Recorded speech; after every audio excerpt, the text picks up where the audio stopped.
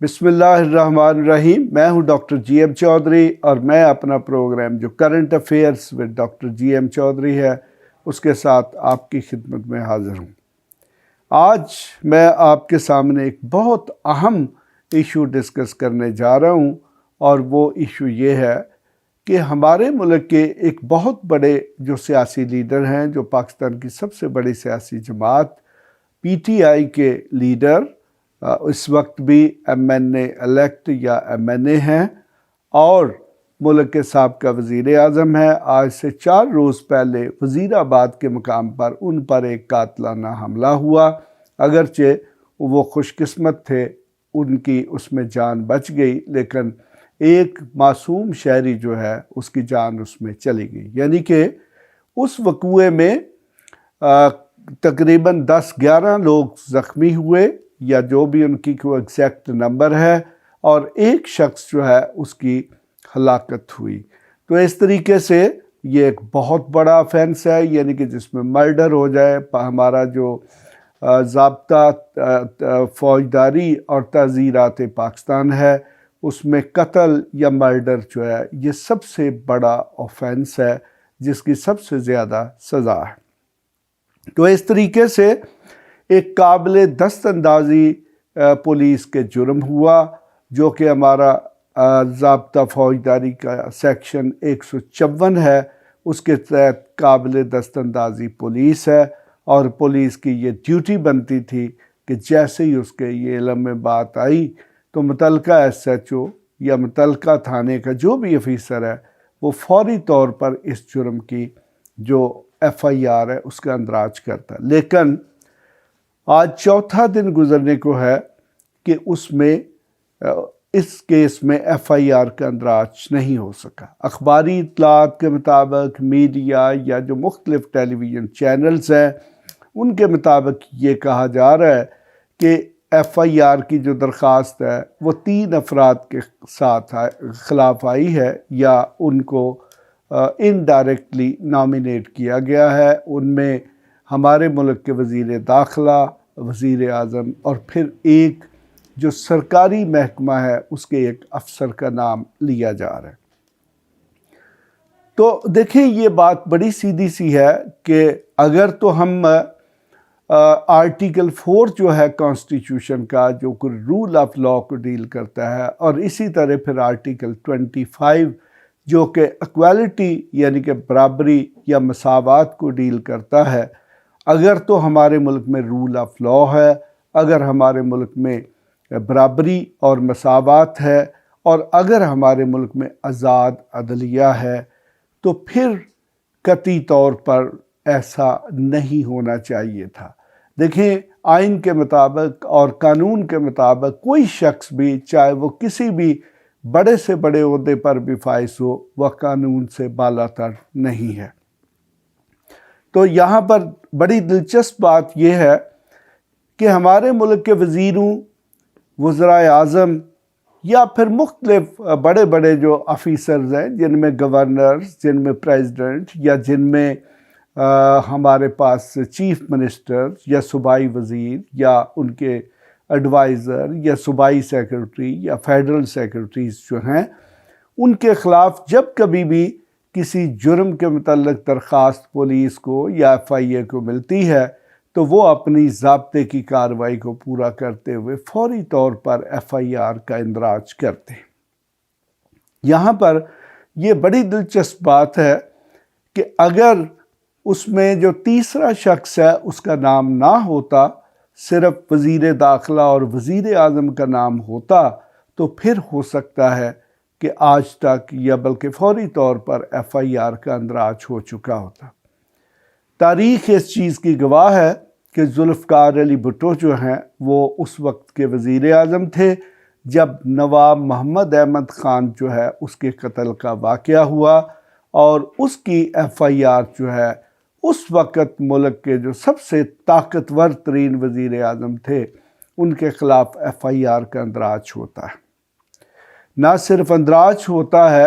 اور وقت کے گزرنے کے ساتھ ساتھ جب اس کیس کی تفتیش ہوتی ہے،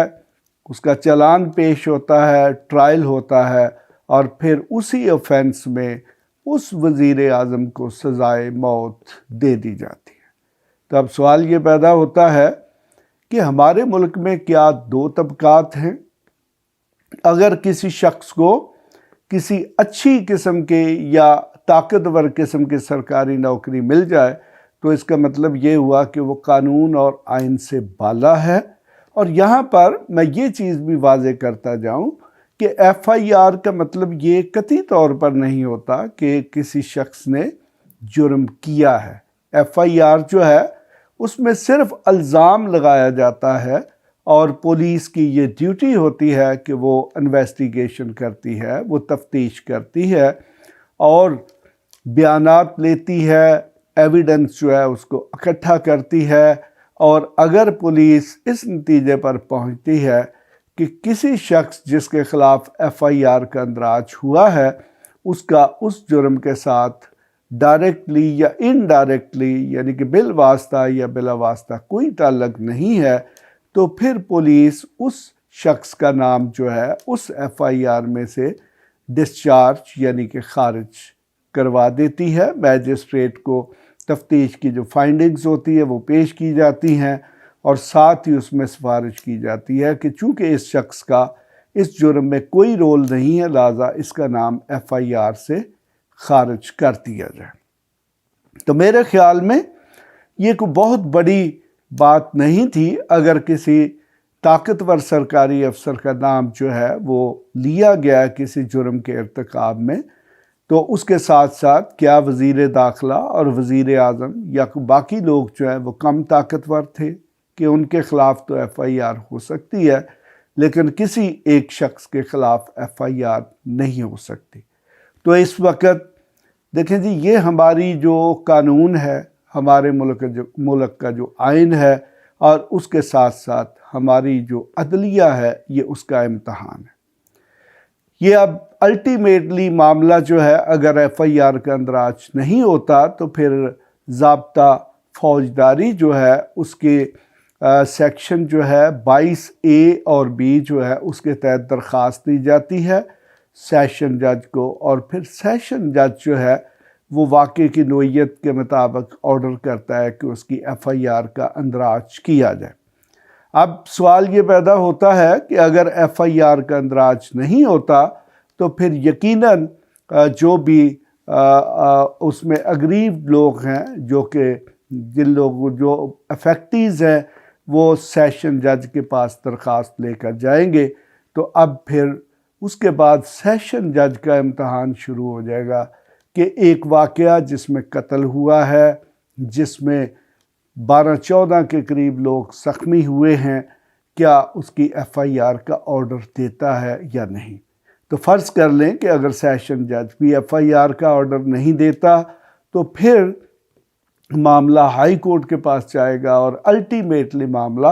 سپریم کورٹ کے پاس جائے گا۔ تو میرے خیال میں اس وقت ہمارے ملک کا جو قانون اور آئین ہے اس کا تو امتحان ہے ہی ہے، لیکن سب سے بڑا امتحان جو ہے یہ ہماری عدلیہ کا ہے کہ عدلیہ اب اس معاملے میں کس طریقے سے بیہیو کرتی۔ بلکہ میرے خیال میں جو لاہور ہائی کورٹ کے چیف جسٹس صاحب ہیں ان کو اس وقت تک ڈائریکشن دے دینی چاہیے تھی کہ فوری طور پر ایف آئی آر کا اندراج ہو۔ ہمارے ملک میں ہائی کورٹس معمولی درخواستوں پر اور اسی طرح سپریم کورٹ آف پاکستان جو ہے اپنا جو